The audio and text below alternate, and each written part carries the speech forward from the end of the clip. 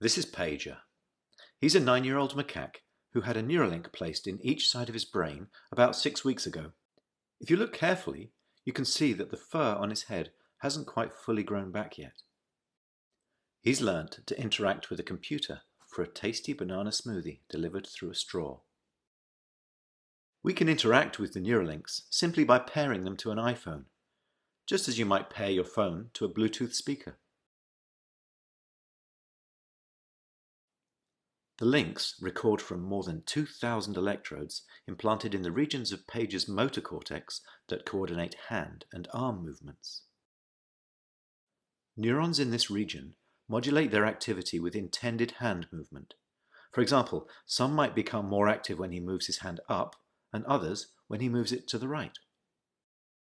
By recording from many neurons and feeding their activity into a decoder algorithm, we are able to predict Pager's intended hand movements in real time. First, we calibrate the decoder by recording neural activity as Pager uses the joystick to move a cursor to targets presented on the screen. As he's playing this game, we are wirelessly streaming, in real time, the firing rates from thousands of neurons to a computer.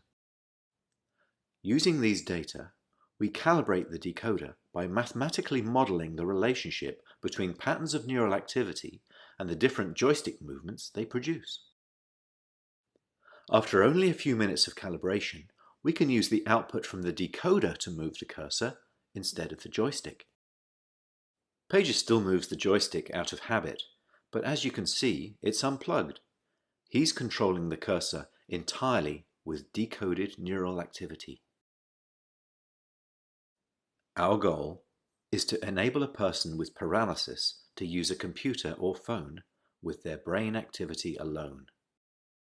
Because they wouldn't be able to move a joystick, they would calibrate the decoder by imagining hand movements to targets.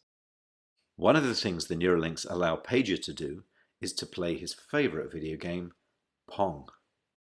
To control his paddle on the right side of the screen, Pager simply thinks about moving his hand up or down. We've removed the joystick altogether. Now that he's up to speed, let's increase the difficulty and see how well Pager can play with the Neuralink.